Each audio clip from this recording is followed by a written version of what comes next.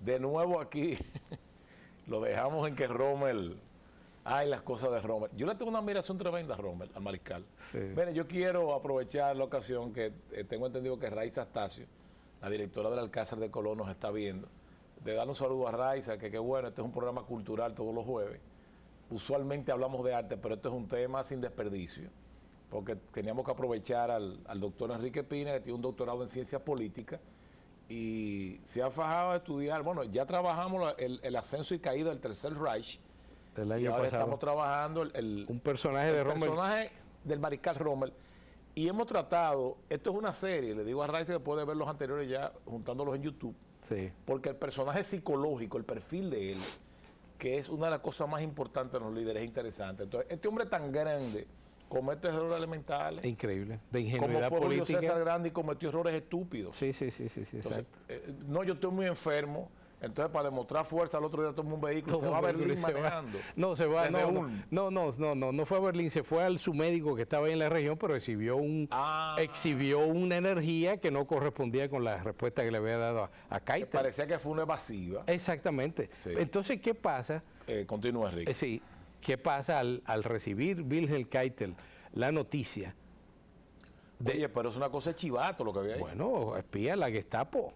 La Gestapo dijo, no, pero este hombre está bien. Entonces, ¿qué pasa? Keitel le manda, vamos a ver la próxima diapositiva, le manda a Wilhelm Burgdorf y al mayor general Ernst Meisel, a Herlingen. Y entonces estas dos personas que se presentan en la casa de Rommel, la esposa de Rommel los recibe muy afablemente. Quédense a comer. Y ellos rehusan. Podemos hablar con el mariscal de campo en privado, y se retira la mujer de Rommel. Ellos le dicen, usted está acusado de formar parte del complot para matar a Hitler. Imagínate, eso fue una ducha de agua fría para Rommel, porque tú sabes,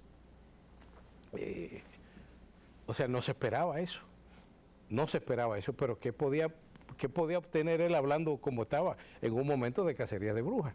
Entonces, vamos a ver la próxima. Él sube a su habitación, habla con su esposa y le dice, mira,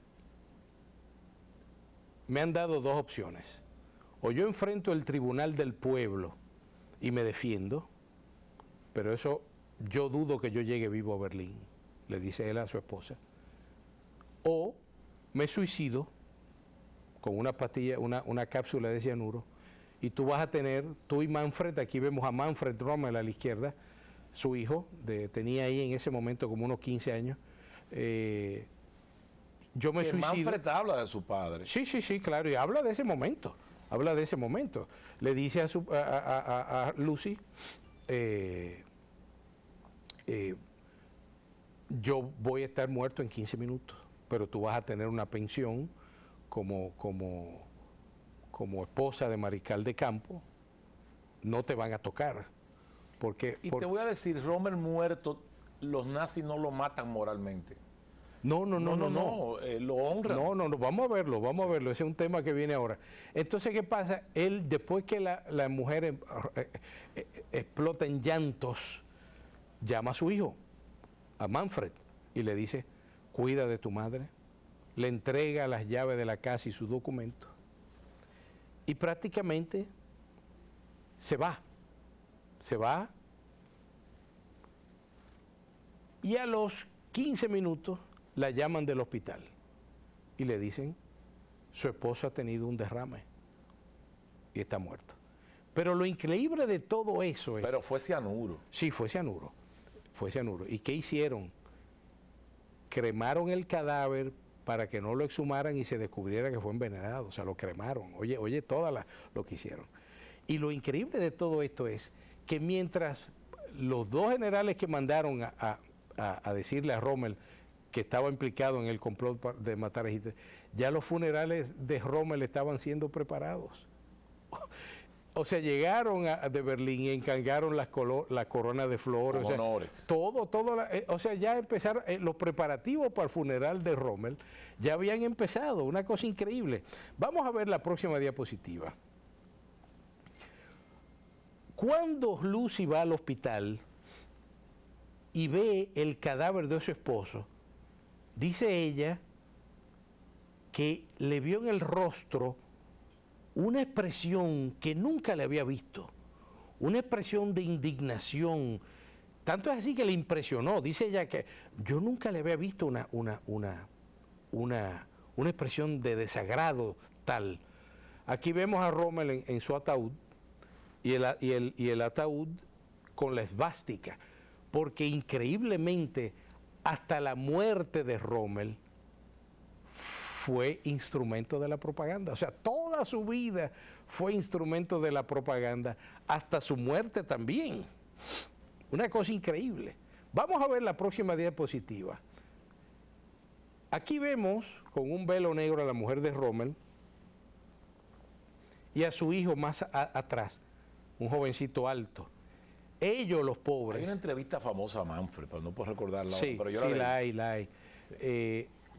Los pobres tuvieron, imagínate el dolor de estas dos personas. La hipocresía. Eso. No, que sabían que su papá había sido envenenado y tuvieron que prestarse a esa farsa con tal de salvar la vida. O sea, si ellos denunciaban que su pariente Rommel había sido envenenado, pues imagínate, iban a tener consecuencias desastrosas, lo iban a matar, no iban a sobrevivir. Te felicita Raiza Astacio por el manejo del tema. Ah, gracias, Raiza. Perdón, continúa.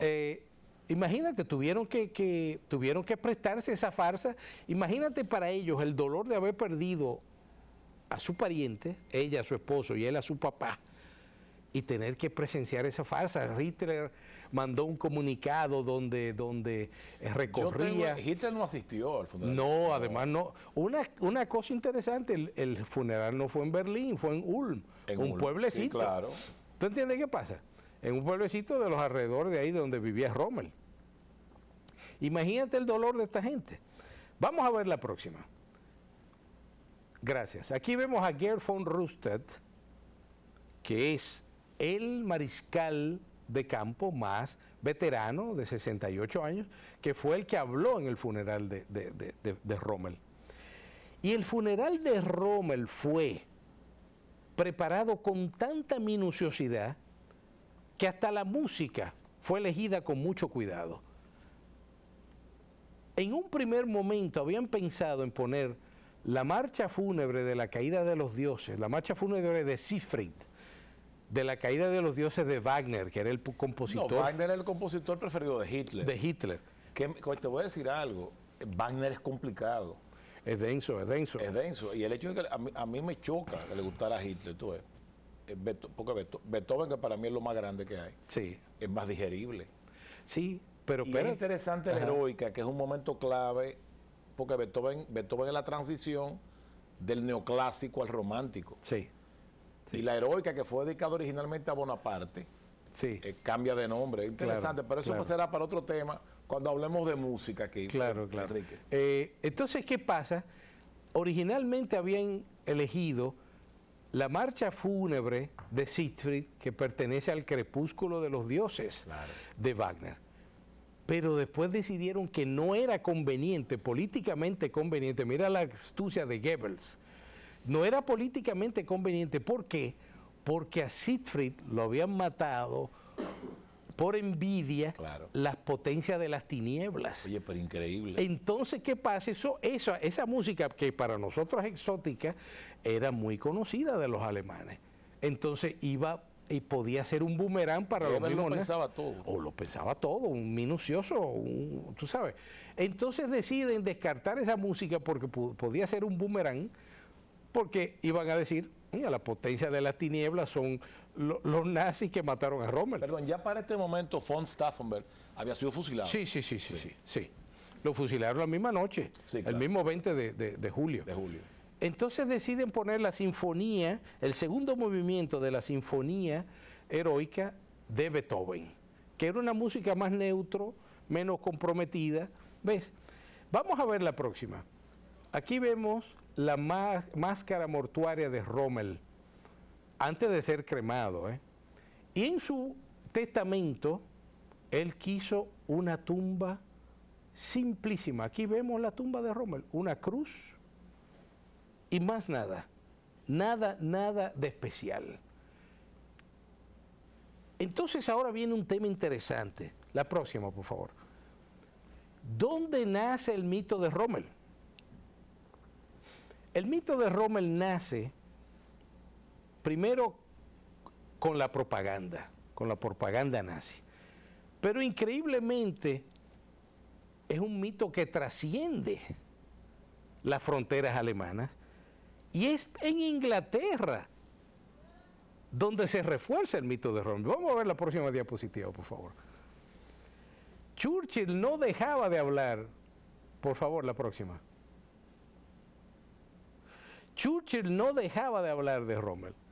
Dice en medio de la guerra, ¿qué otra cosa nos importa sino derrotarlo? En otra ocasión dijo, estamos de frente, no sé cuál es nuestra posición actual en el norte de África, estamos de frente a un gran general. O sea, Churchill le reconoció a Rommel sus méritos. Vamos a pasar la próxima. Esto que viene ahora es sumamente... Churchill es lo opuesto a Rommel en muchos aspectos. Churchill fue un político de verdad. Sí, claro. Pero a tal punto se llegaba en el ejército inglés de la admiración de Rommel, que Claude Auchinleck tuvo que mandar un memorándum que yo quiero leer integralmente hoy para que la gente dejara de hablar de Rommel. Miren lo que dice este memorándum. Memorándum del general Claude Auchinleck, lo voy a leer integral, Memorándum del general Claude Auchinleck, comandante supremo inglés en el norte de África.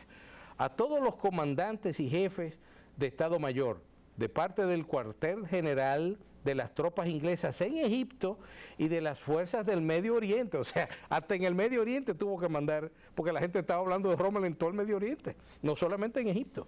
El hecho de que nuestro amigo Rommel se haya convertido para nuestras tropas en una especie de mago o de coco representa un serio peligro. Esto está en un documento escrito. Nuestros hombres hablan demasiado de él. Aunque indiscutiblemente era como el Cid campeador ya. Sí, aunque indiscutiblemente sea un hombre enérgico y de capacidad, no se trata en ningún modo de un superhombre. Y aún en el caso de que se tratara de un superhombre, sería lamentable en extremo que nuestras tropas lo dotasen de poderes sobrenaturales.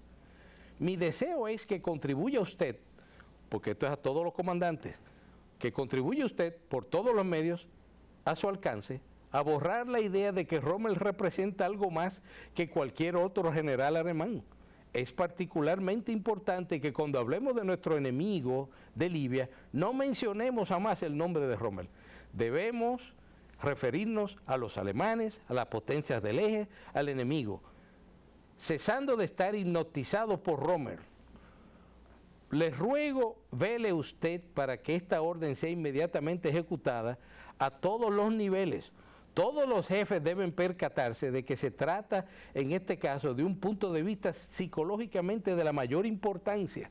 Y para colmo,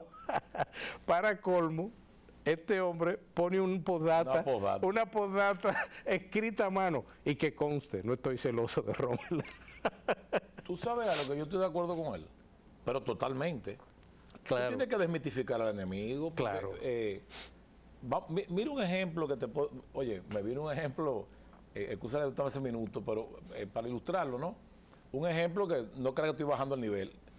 ¿Tú te acuerdas de la película Rocky 4, que él enfrenta a un ruso que pega ahí arriba, un monstruo? Sí. Cuando él lo parte, que le sale sangre, el entrenador le dice, él es humano, está sangrando, él es humano. Claro. Fíjate, eso yo estoy de acuerdo con José 100%. Sí. Que es lo que hace Julio César, que se narra en la guerra de las Galias. O sea, pero cuando los romanos vieron a los galos, estos tipos que pegaban allá arriba, Claro. que peleaban desnudos, se impresionaron. Dicen, no ataque ahora, déjalo que se acostumbren a verlo para que sepan que son humanos. Claro. Sí. Yo creo que es muy inteligente la intervención. Sí, pero te da, ese es el punto de vista de lo pertinente, pero te da también la idea de cuánto la gente hablaba de Rommel. ¿Entiendes? O sea, esto era un fenómeno que decía, pero Lo esto va a hay que estar peleando pararlo. con una leyenda. Claro, y nosotros no podemos estar alimentando esa ¿Qué le leyenda. dijo él? No, él es un general más. Claro, claro. Sí. Vamos a ver la próxima diapositiva, por favor. Hasta Montgomery. Ustedes ven Montgomery ahí en su oficina. Este es un Tenía personaje. un retrato de Rommel ahí a la derecha. Rommel nunca. Mira, no sabía eso. Sí, Rommel nunca puso. Ustedes lo ven ahí, está ahí. Todas estas son imágenes que han tomado mucho tiempo encontrarlas. Rommel nunca puso una foto de Montgomery en su despacho. No le devolvió el favor. Vamos a ver la próxima. Aquí está Rommel, o sea, con los niños, los hijos de Goebbels. Aquí vemos a la izquierda niñas, Magda Goebbels. Casi todas las niñas, creo que todas las Sí, niñas. 5 niñas y un varón, Helmut. Sí. O sea, él estaba consciente de la utilidad de la propaganda. Y mírenlo aquí posando con los niños de Goebbels y la esposa. Pero es en Inglaterra, vamos a ver la próxima, donde se refuerza el mito de Rommel, que hasta películas hacen. Aquí vemos a James Manson haciendo El zorro del desierto, la primera película que se hace de Rommel en blanco y negro. Pero Rommel, cuando termina la guerra, lo interesante es que cuando termina la guerra y se viene a saber cómo murió Rommel, entonces se vuelve un mártir. O sea, ahí es donde la leyenda se refuerza, porque él se vuelve un mártir, murió por una causa noble, por oponerse a tratar de oponerse a Hitler. Y lo interesante es que durante los juicios de Nuremberg, que fue cuando se juzgaron a todos los nazis, salió a relucir que Rommel había desobedecido a las órdenes de Hitler que iban en contra de los códigos. Rommel hubiese sido, claro, no llegó a los juicios de Nuremberg, pero hubiese sido perdonado, yo creo. Sí, porque no cometió crímenes de guerra. Eso es seguro. Cuando interrogaron a Fritz Bayerlein, el general que tuvo con él ahí, en el Alamein, al lado, él contó cómo Rommel quemó la orden y no la transmitió de que mataran a todos los soldados ingleses y a los judíos, que lo acribillaran a los judíos. Señores, aquí terminamos esta serie. Yo quiero aprovechar para agradecerle a Luisín Mejía, a ti, Gamal Michelén, el que me hayan recibido aquí, pero quiero aprovechar para agradecer a las personas que ustedes no ven, que trabajan detrás de las cámaras. Teo, productor general; Cecilia Justo, productora; César, director; Richard, director; Edwin, coordinador; Jorge, que está en el máster; David, que es el titulador; Johnny, titulador; el sonidista; y los camarógrafos que están hoy aquí, que es Samuel, Dominguito, Luis Paniagua, y el sonidista Joel, y Guillermo, que está coordinando. Estas son las personas que ustedes no ven, y qué bueno reconocerle el excelente trabajo que han hecho. Ellos son los que pasan la diapositiva, los que ponen los títulos. Y no es fácil. Y no es fácil, No es porque esto ha fácil, sido sí. un trabajo de 160 diapositivas. Es una historia contada en imagen. Así que muchas gracias por seguirnos. Podemos abrir las líneas. Vamos a abrir los teléfonos para que porque este es un programa interactivo, que el público pregunte, pero gracias a ti, Enrique, esto ha sido fantástico, esta serie. Va a estar en YouTube ya. Va a estar en YouTube, en mi están los canal anteriores. Enrique Pina Tenor. Yo la voy a subir. Enrique Pina Tenor. Yo voy a publicar uno a la semana, un video a la semana, para irle dando secuencia. Se pueden suscribir y lo van a ver, así le llega la notificación. El que se perdió alguno, pues ya puede. Sí, porque esto lleva una secuencia, es antológico. Exacto. Es cronológico, perdón. Sí, exacto. Así Sí. es que están los micrófonos ahí, tiene libertad de llamar, estamos en vivo. Si quieres ir comentando algo, Enrique. No, que es interesante, como te digo, son contrastes, muchos contrastes. Me llama la atención el hecho de... Tenemos una llamada. Perfecto. Buenas tardes. Buenas. Sí. Por favor, una pregunta. Sí, Claro, adelante. Gracias. Por favor, yo quiero preguntar en qué momento... ¿En qué momento hicieron al general Rommel mariscal? Buena pregunta. Lo hicieron... Lo dijimos en la semana pasada. Sí, el 21 de junio de 1942, que fue cuando tomó Tobruk. Ahí fue cuando lo ascendieron que ya a es el mariscal de máximo honor. Es el máximo honor. Se le daba el bordón de mando. Y eso fue porque retomó la fortaleza de Tobruk, que era de los italianos, fue tomada por los ingleses y Rommel la tomó. Fue lo que más trabajo le dio en todo el norte de África. Y otro detalle de Rommel, en contexto a la pregunta del señor, Rommel le mandaba su mérito cuando no se le asignaba el mérito. Ah, sí. No bajaba la cabeza. Si hay otra llamada, no lo dice. Sí. No, todavía no. Me llama la atención, curiosamente, Rommel es un individuo de contrastes. Tenemos llamadas. Otra, perfecto. Sí, buenas tardes. Buenas tardes. Aló, sí. Sí, te escuchamos. Una pregunta. Adelante. ¿Dónde y cómo murió Hitler? Hitler murió en el búnker el 30 de mayo de 1945, 10 días después de celebrar su cumpleaños. Su cumpleaños es el 20 de abril. Murió junto a Eva Braun. Sí, el 20 de abril es su cumpleaños, lo celebró y murió el 30 de abril de 1945, con los rusos ya entrando a Berlín. Sí, suicidio, claro. Otra llamada. Buenas tardes. Sí, buenas tardes. Sí, buenas. Te escuchamos. Sí, buenas. Recuerden bajar el volumen del televisor. Sí, le habla William Hernández de San Francisco de Macorís. Yo soy hijo adoptivo de San Francisco de Macorís. Qué bueno.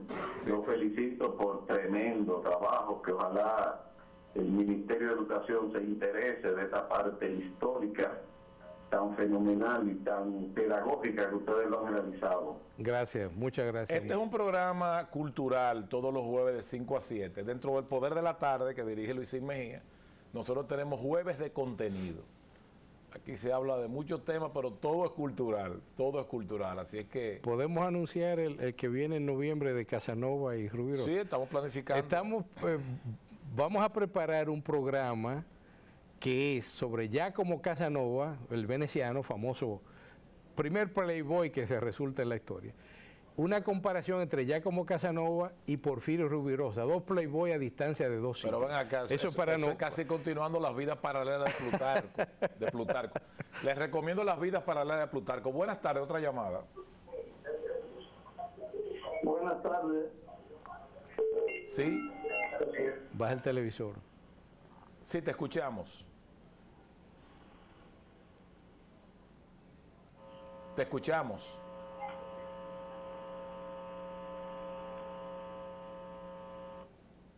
Se cayó la llamada. Recuerden, buenas tardes, sí. Le hablamos desde Bonao. Bonao. A provincia Monseñor Noel. Claro, sí, claro. Sí, óyeme, donde está la casa en cerámica de Tiburcio y el museo de Cándido Vidozzi. Ok. Óyeme, queríamos saber el cadáver de Hitler, ¿cómo terminó? Sí, él dejó instrucciones respecto a eso, sí, antes de su suicidio. Fue cremado en las afueras del búnker. Fue cremado y entonces los rusos, cuando llegaron a Berlín, encontraron estos cadáveres quemados y fue por la dentadura que lo identificaron. Y su dentadura está en la capital de Rusia, Dios mío, Moscú. Sí, en Moscú, pero imagínate, seguro estaba grabado en la mente de Hitler la muerte de Claretta Petacci. Sí, lo hizo para evitarlo. Y Benito Mussolini, oye, que lo colgaron. Lo colgaron boca abajo y le entraron a patadas. Claro. Había gente que tenía el orgullo de decir, yo fui la 10ª persona que escupí y algo interesante también, interesante también que hay que decir, es que en esas semanas en que Rommel estuvo vacante, pudo hablar con Hitler y le explicó todo el desastre que había ya en el ejército y Hitler reconoció, sí, yo sé que la guerra está perdida, pero nadie va a hacer las paces conmigo. O sea, él sabía. Y anecdotario te lo digo porque vi recientemente a mi amigo Mussolini Fatule y me dice el que estando en un restaurante en Italia, no sé si fue en Roma, no recuerdo ahora, él va a pagar la cuenta, cuando da la tarjeta, ven que se llama Mussolini, y el dueño del restaurante le dijo, usted es invitado de la casa. Parece que es un simpatizante. Sí, seguro, seguro. Que fíjate la cosa de la historia, el papá de Mussolini le pone Benito por Benito Juárez. Imagínate. Porque eran gente con una mente revolucionaria, lo que pasa es que acaba siendo fascista. Claro, claro. Acaba siendo fascista. Él empieza como socialista y después termina y hay así. una expresión interesante de Benito Mussolini cuando es expulsado del partido. Él llora. Del Partido Socialista. Socialista, y dice, ustedes me odian porque todavía me aman. Fíjate, el odio que engendra el amor, porque eso, las pasiones se llevan al extremo. No hay gente que odie con más fuerza que el que ama. Sí. Porque sí. Si no te paga con la indiferencia. Claro. Tenemos otra llamada. Buenas tardes. Perfecto, buenas tardes. Sí, hasta el momento del público. Buenas tardes.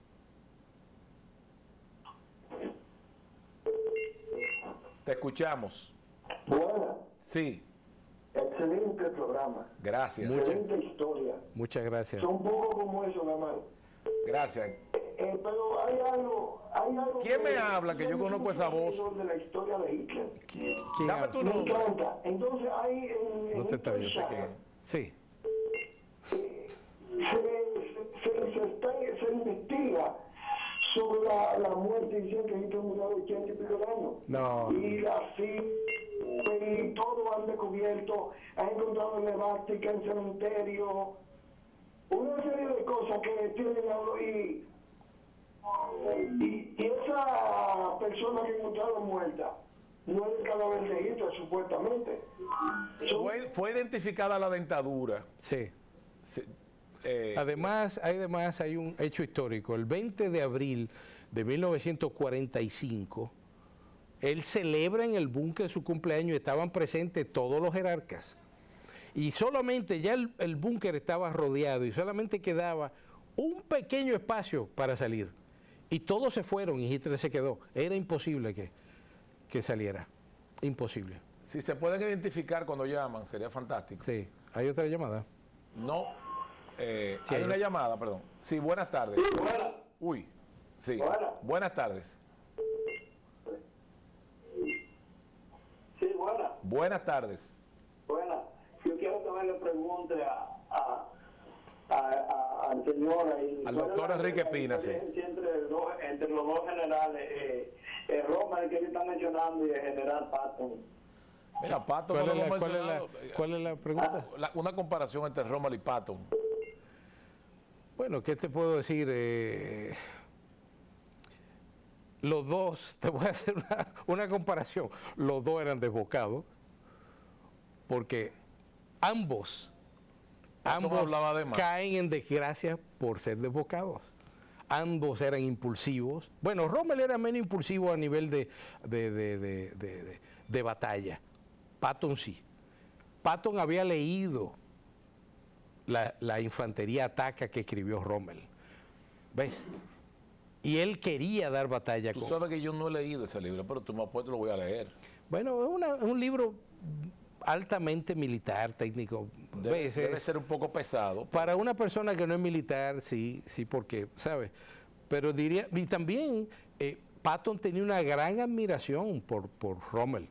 Tanto es así que los descendientes de Patton, por todo lo que habían oído hablar de su papá, Patton, fueron a conocer los descendientes de Rommel. Y hay fotos de eso, del encuentro de las dos familias. Mira qué interesante. Sí, hay encuentro.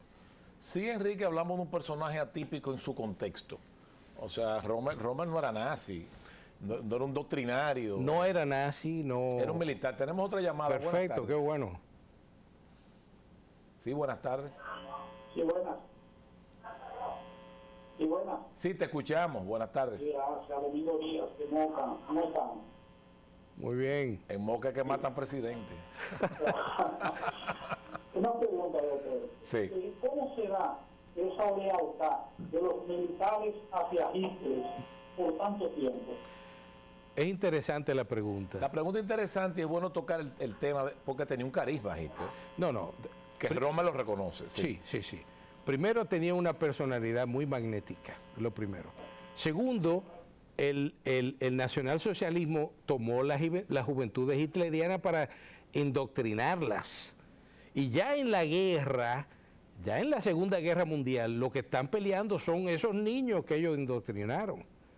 Y además de eso, el juramento que se hacía en el ejército no era a la bandera, ni a la nación, ni a la patria, era Adolf Hitler. Si ustedes oyen, si ustedes ven la película Valkyria, lo que hace, lo que aparece ahí en alemán que ustedes oyen, es el juramento que todo soldado hacía al Führer. Era una lealtad directa al Führer, no a la nación.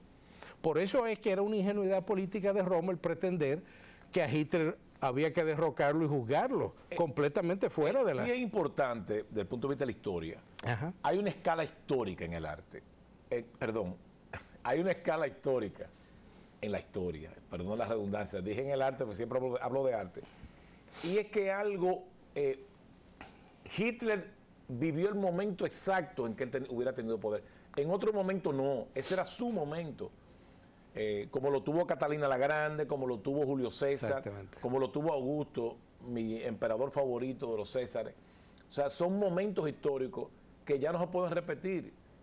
Sería un absurdo pensar que Trujillo puede volver a... No, olvídense de eso. No. Él vino en su momento. Claro. Eso es lo que se llama la escala histórica. Sí, Algo puede pasar en tal momento, en otro momento no se da. Ahí todo convergió a favor de él. Bueno, porque él encarnó el orgullo, otra llamada. El nacionalismo de una Alemania que había sido humillada en Versalles. Él capitalizó y él encarnó. Vamos a una pausa, Enrique, Perfecto. y nos quedaré en unos minutitos. Sí, perfecto. Pero podemos ya dejar los teléfonos abiertos. Sí. Vamos a la pausa, producción.